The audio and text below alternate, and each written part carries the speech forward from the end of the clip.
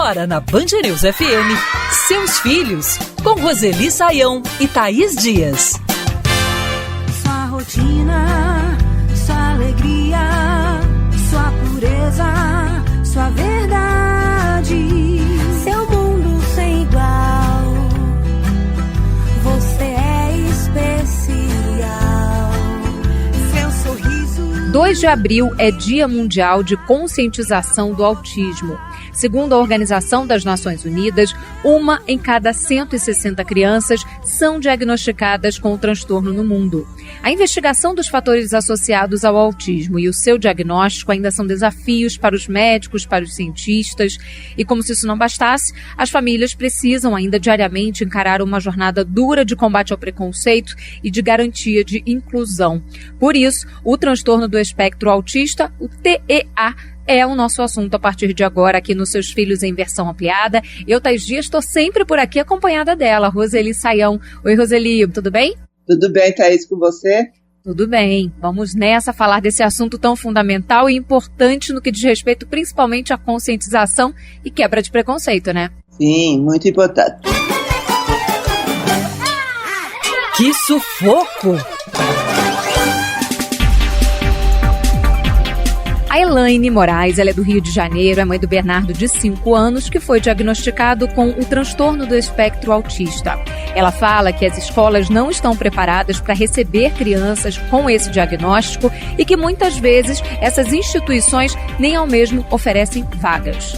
O acesso à escola é horrível, horrível mesmo. Que na teoria fala que a gente não pode ter preconceito, não pode ter exclusão, mas na prática é totalmente diferente. Eu tentei ir na escola municipal, aí falaram que os autistas precisam de 2 vagas, né? E a gente não consegue essa vaga. Primeiro que não tem 2 vagas disponíveis porque a demanda de aluno é enorme. E segundo que não tem mediador. Mediador praticamente acabou na rede pública.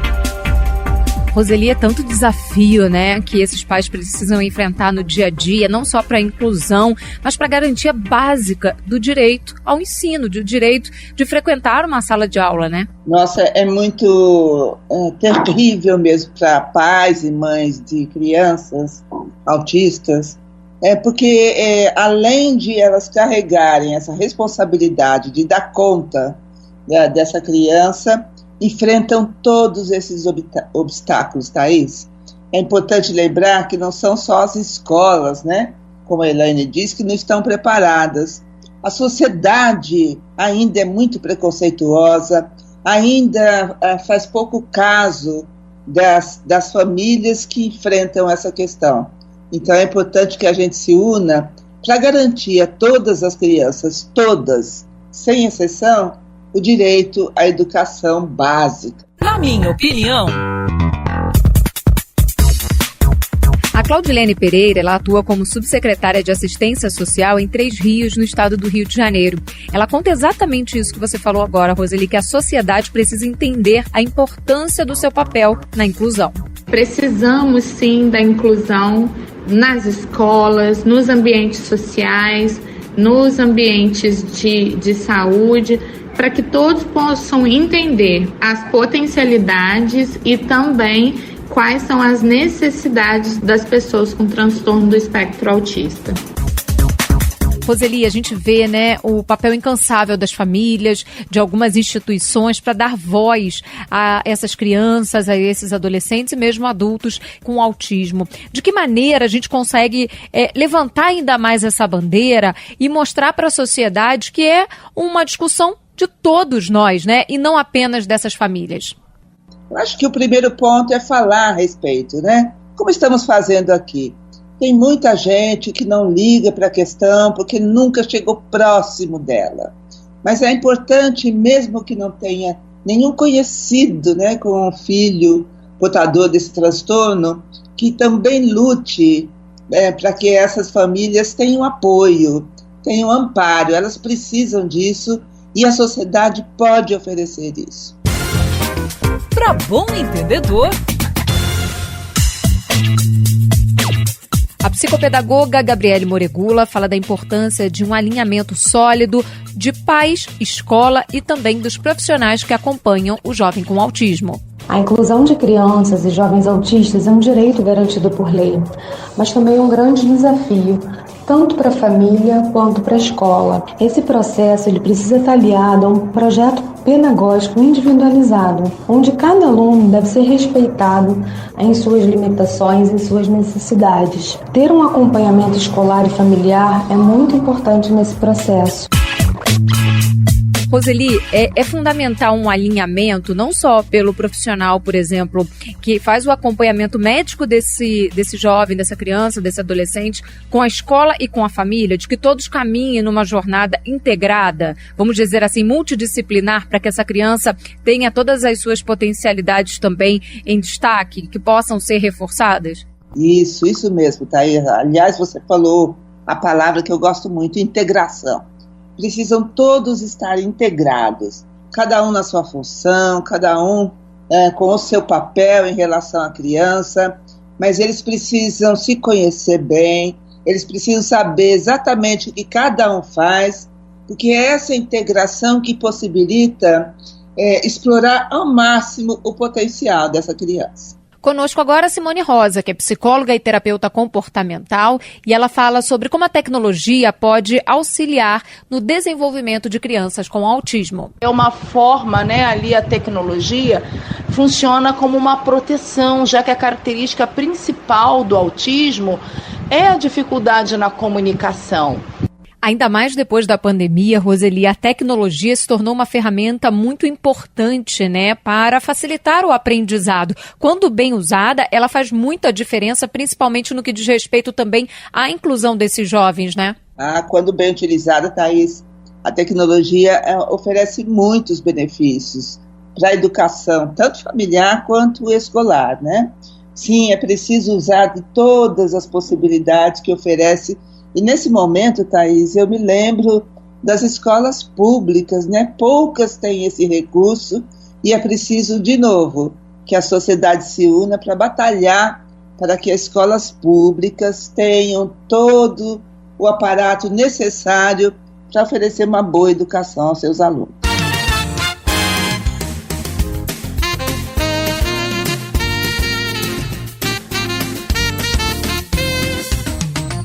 O autismo continua sendo nosso assunto aqui nos Seus Filhos em versão ampliada.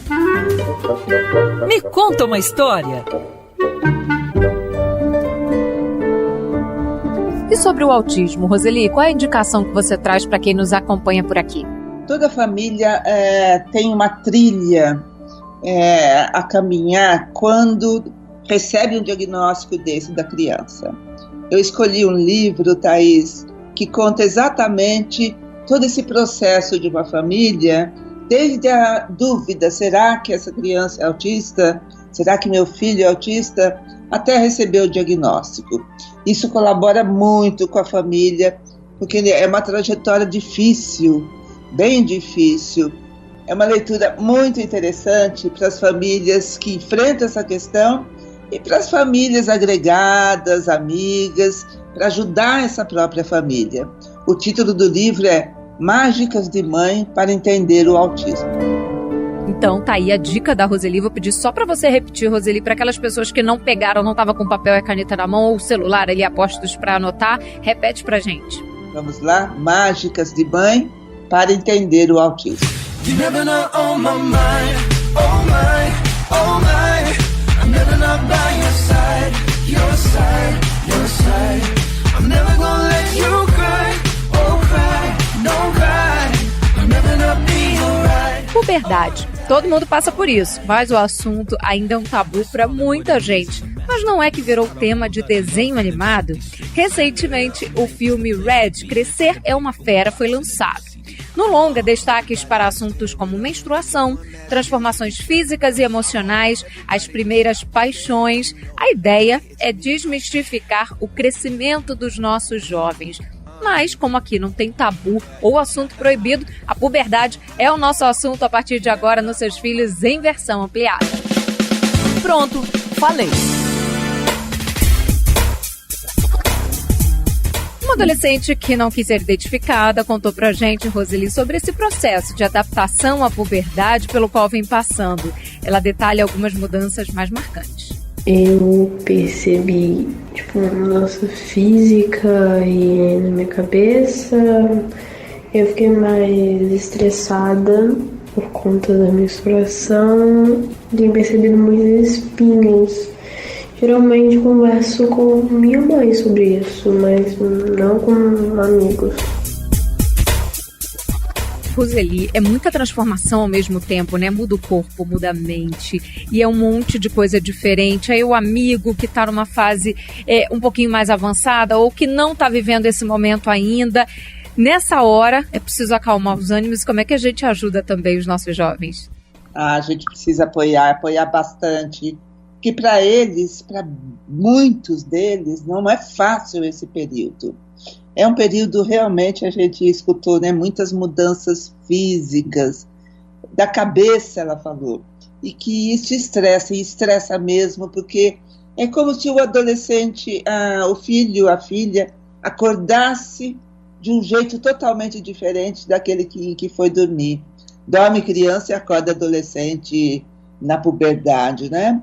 Então, há muitas mudanças físicas, isso incomoda, né, o filho, a filha, e é importante que a gente apoie, converse com eles, sempre que eles sentirem necessidade. Nem sempre eles querem falar a respeito, então é bom também, quando eles não quiserem falar da própria intimidade, respeitar isso, mas usar outros elementos, como revistas, filmes, para discutir o fenômeno em outro personagem que não o próprio filho, a própria filha.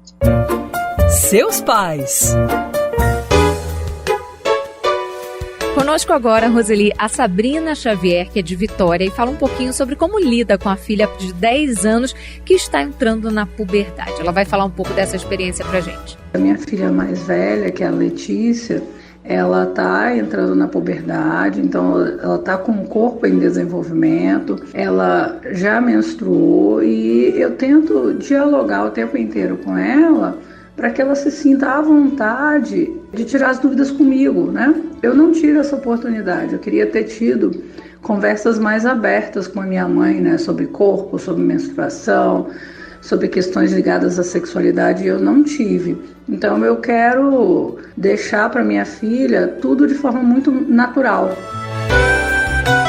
E tratar de forma natural é respeitar também, né, Roseli, como você disse agora há pouco, quando esse jovem ele não quer falar sobre esse assunto. E eu queria trazer os pais para essa conversa, porque se a gente falou aí do ponto de vista, né, dessas transformações para os adolescentes, mas para os pais muitas vezes é aquele momento em que a gente se dá conta de que o filho está crescendo, que não é mais aquela criancinha, aquele bebê que a gente, né, enxergava até momentos atrás. Então, quando ele chega num momento de transformação como esse, a gente também precisa parar, respirar e se adaptar, né?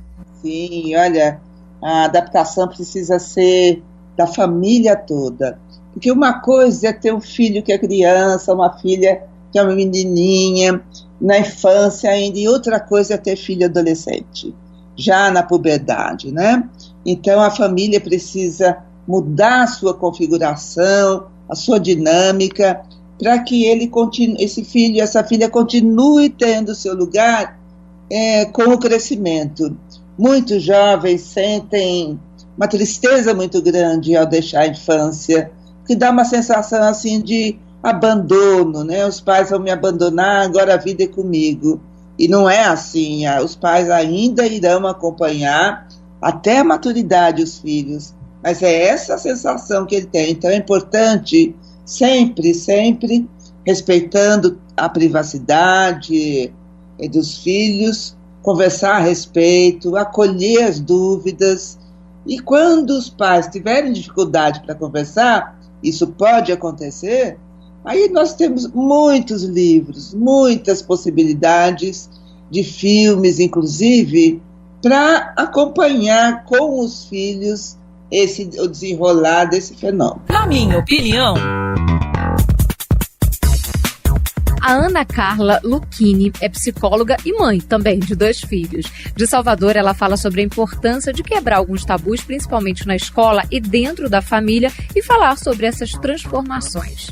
A puberdade é uma fase de transição. É nesse período também que surgem muitas dúvidas e, por isso, esses adolescentes muitas vezes têm dificuldade de dividir seus medos, suas inseguranças, seus anseios, suas indecisões. Por isso, é muito importante, principalmente, que a família e a escola proporcionem um espaço de diálogo e apoio afetivo para esses adolescentes falarem sobre sentimentos, sexualidade, tirando suas dúvidas sem constrangimento. Assim estarão construindo um pensamento mais maduro, com capacidade de planejar seu futuro sem medo. Roseli, a gente falou agora há pouco da família e a psicóloga trouxe também, a Ana Carla, o aspecto da informação e de como a escola pode ter um papel importante também nesse assunto, né, Roseli? Sim, é tema, né, de responsabilidade da escola. É claro que a escola não vai entrar em detalhes para discutir isso com este ou aquele aluno. Há escolas que ainda fazem isso. Não. É um tema assim, para discutir no coletivo, à luz do conhecimento. Sempre é bom lembrar, né, que a escola é o lugar do conhecimento, então tudo precisa ser embasado no conhecimento sistematizado. E olha, há tanta coisa já construída que o tema é tão vasto, tão bem explorado, que dá muito bem para a escola atingir o seu objetivo de lidar com essa questão, né, no coletivo, usando apenas o conhecimento que já está construído. Vamos navegar! Tem dicas sobre esse assunto, né, Roseli? Sim, vamos navegar, né? A internet, de vez em quando a gente critica muito a internet, mas ela tem muito a oferecer para todo mundo, qualquer assunto, inclusive esse, né, da puberdade. Eu encontrei um artigo que eu achei bem interessante para os pais, em um site português. Então há uma palavra ou outra, né, que é preciso entender que está no português de Portugal, mas não compromete a compreensão. O título é Puberdade, como lidar com as mudanças. E o site é lusíadas.pt.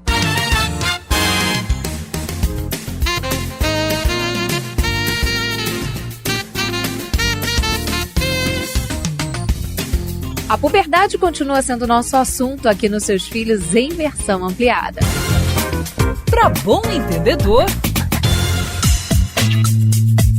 Conosco, a Adriana Civieiro Miachon, que é endocrinologista. Ela fala sobre a puberdade precoce. A pandemia reuniu todos os fatores desencadeantes da puberdade. As crianças foram confinadas, ficaram mais sedentárias e isso permitiu com que houvesse esse avanço nos casos de puberdade precoce. Os pais devem ficar muito atentos a esse cenário porque a puberdade precoce, ela pode envolver alguns aspectos importantes na vida dessa criança. A puberdade precoce é uma realidade e o que a gente precisa levar em consideração nesses casos, né, Roseli, é de que falamos de crianças e que as transformações são biológicas, mas ainda estão no período da infância e isso é fundamental ter em mente, né? Isso. É bom lembrar aqui, né, que a puberdade é um fenômeno físico, biológico, do corpo. Então começam a acontecer aquelas mudanças de crescer pelo, muda o formato do corpo, né? E a adolescência é uma mudança na maneira de se enxergar, com todas essas mudanças, e a maneira de enxergar o mundo.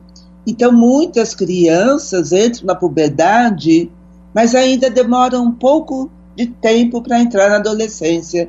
Então, sim, é preciso muita delicadeza, muita sensibilidade para lidar com uma criança que entrou na puberdade, mas continua sendo criança na maneira de se ver e de ver o mundo. Então, essa delicadeza e a sensibilidade é sempre de entender, né? Ela está crescendo, mas é criança. Dizem por aí que o amor é uma mentira. Eu adoro mentiras. Eu amo você. Eu gosto mesmo de mentiras. 1º de abril, dia da mentira. tema que é motivo de preocupação de muitos pais. Na infância, muitas vezes, ela é fruto da imaginação, da criatividade efervescente, das nossas crianças. Na adolescência, elas chegam, na maioria dos casos, como uma tentativa de conseguir liberdade e privacidade. Mas como lidar com a mentira dos filhos? É sobre isso que a gente fala agora aqui nos Seus Filhos em versão ampliada. Pronto, falei. Conosco, direto de Salvador, temos o Afonso, de 17 anos. Ele tem uma confissão para fazer, Roseli. Eu já menti para meus pais uma vez. Eles sempre me controlavam minha rotina enquanto o ano letivo acontecia. Então, em um determinado ano, eu já tinha passado de ano já estava no fim do ano, eu queria jogar bola com meus amigos. Então, eu disse para meus pais que eu ia fazer um trabalho na casa de um amigo meu. E eu acabei indo para jogar bola. Roseli, a gente sabe que em algum momento ela vai aparecer, a gente vai precisar lidar com a tal da mentira. Mas depende também da idade do filho e do tipo de mentira que surgiu, a forma que a gente vai reagir a ela. Como é que funciona também essa nossa reação à mentira do filho? Sim, depende muito da idade. É mais ou menos por volta dos 3 anos que a criança entende que os pais não leem os pensamentos dela, tudo que ela faz, não veem tudo, né?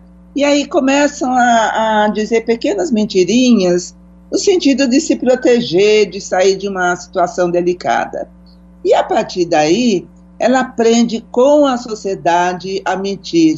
E, Thaís, é importante lembrar que vivemos um tempo em que é muito difícil dizer para a criança que ela não deve mentir, quando a gente tem a divulgação de muitas mentiras, as chamadas notícias falsas. São mentiras, né?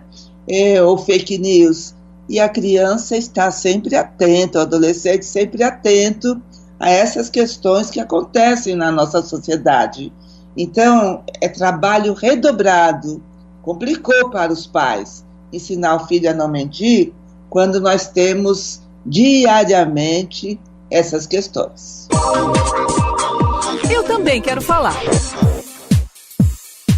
A Caroline da Luz é de Curitiba e é mãe da Nicole, de 4 anos. Segundo a mãe, a menina às vezes conta umas mentirinhas. Peguei ela na mentira nesses dias atrás. Falei pra ela falar a verdade, né, pro pai dela. Ela olhava nos olhos do pai dela e dizia assim: pai, não estou mentindo. Daí peguei ela, conversei, expliquei que não pode mentir, que é feio, porque senão o papai e a mamãe ficam brigando por mentira dela.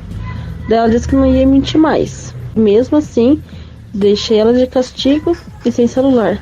Toda vez que ela mente algo parecido assim, ela fica de castigo no quarto dela. Roseli, na prática, como é que a gente ensina ao filho que mentiras têm consequências e que mentira é errado? Quando a criança começa a mentir, não adianta a gente falar muitas vezes, porque isso vai continuar acontecendo, Thaís. Não vai ter um dia assim que a criança magicamente vai parar de mentir. Em primeiro lugar, porque a gente estimula. Quando acontece alguma coisa errada em casa, a mãe, o pai pergunta: quem fez isto? E ela já sabe que foi o filho, a filha, né? Então, esse é um estímulo para o filho, a filha, elaborarem uma mentira para se safar dessa confusão que está por vir. Então, é bem importante que a gente lembre-se disso, né? É um trabalho que a gente vai ter durante toda a infância, ensinar o valor da verdade. É um trabalho que a gente vai ter durante muito tempo, discutindo o que acontece na sociedade a respeito das mentiras. E é uma formação que a gente deve aos filhos, né? Para que eles aprendam a dar valor à verdade. Que sufoco! A Yara Silva é mãe do Luiz, de 12 anos. Certa vez o menino mentiu para ela, Roseli, para conseguir sair com os amigos, mas a situação se complicou e ela pegou o filho nessa mentira. Vamos entender como é que funcionou isso. Teve uma vez que o meu filho falou comigo que ia para casa de um amigo para fazer um trabalho da escola e os dois acabaram mentindo e acabaram indo para o shopping. Ficaram lá a tarde toda, até que foi chegando o horário de vir para casa e o pai do amigo dele não ia buscar os dois, e ele ficou com a consciência pesada por ter mentido pra mim e acabou se entregando, né? Contou que eles estavam no shopping e que ele tinha mentido pra mim. E no final das contas, eu que tive que buscar ele lá no shopping, né? E eu tive que colocar ele de castigo e obriguei ele a toda hora que eu mandar mensagem ele me responder, porque senão ele não ia mais sair de casa. Roseli, algumas situações em que essa mentira, ela passa do limite, pode colocar até alguém em risco, né? Principalmente essa criança, esse adolescente, ele não mediu essa consequência, mas diz que está num lugar, está no outro, acontece uma situação, o pai não sabe nem onde procurar. Como é que a gente reage também numa situação como essa para explicar o risco para esse jovem? É sempre bom procurar se anteceder a situações desse tipo, né? Sempre ensinar os filhos a fazer avaliação de risco. A avaliação de risco é mais ou menos o seguinte: bom, eu vou ao shopping, o pai do meu colega vai levar a gente e vai buscar. E se ele não for buscar no horário, o que acontece? E se a gente for de ônibus, né, para nenhum pai, nenhuma mãe saber e acontecer alguma coisa no trajeto? A avaliação de risco é isso. E a criança desde pequena faz isso, né? Ao querer subir numa escada, ela deve tentar entender se o corpo dela aguenta fazer isso. Então, é muito perigoso esse tipo de mentira na adolescência, porque pode colocar em risco a segurança, né, dos jovens. Avaliação de risco e o valor da verdade. Sempre é bom garantir o ensinamento dessa formação. Vamos navegar! Que dica que você traz sobre esse assunto, Roseli? Você sabe, Thaís, que eu ando um pouco encantada com os sites portugueses. Eu escolhi outro site português com um artigo que fala a esse respeito, que nem é novo, né? Já foi escrito em 2015, mas é um artigo que continua valendo para os pais. O site é observador.pt e o título do artigo é 7 passos para ensinar o seu filho a dizer a verdade.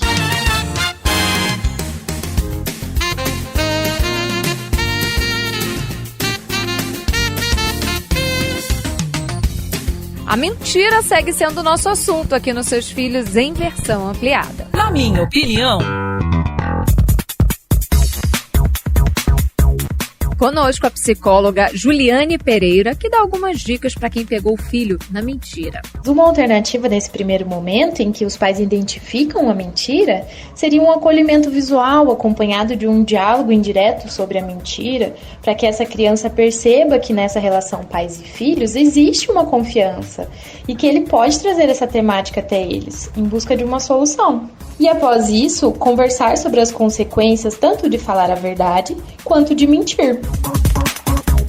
Roseli, quando a gente fala para o filho da consequência da mentira, né, e da importância da verdade, é fundamental levar em consideração a idade de quem está ouvindo isso, né? Se é uma criança, se é um adolescente, isso faz toda a diferença, né? Sempre é bom a gente adaptar, né, o que a gente vai falar à idade dos filhos, porque há famílias com filhos em idade muito diferentes. Não dá para falar do mesmo jeito com uma criança de 10, 11 anos e uma criança de 5, 6. Precisa ser um discurso diferente. Mas é importante, assim, que a própria família evite, né, cometer mentiras. E se a gente pensar bem, todo dia a gente faz isso, né? Quando a família precisar fazer isso, por uma situação assim incomum, é preciso esclarecer isso para os filhos e sempre, sempre falar a respeito da verdade. Sempre é bom lembrar também, Thaís, que as mentiras das crianças, principalmente, são para tentar sair de situações difíceis para ela, um castigo, por exemplo. Então, se a criança está sempre ameaçada de sofrer um castigo, ela vai cometer mentiras. E o adolescente, geralmente, para buscar o seu interesse, por exemplo, sair, como a gente ouviu, né, em vez de fazer trabalho em grupo, ou para proteger a sua privacidade.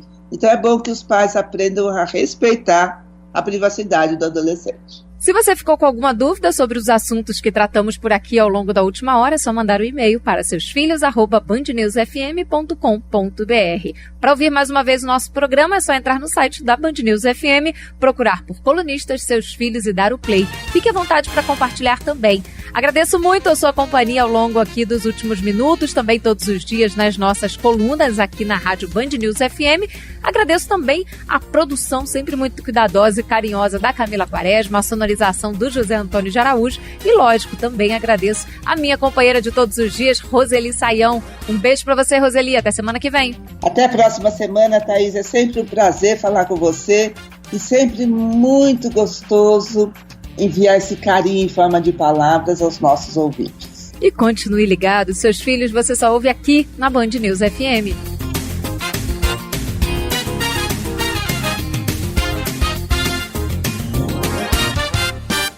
Você ouviu Seus Filhos, na Band News FM.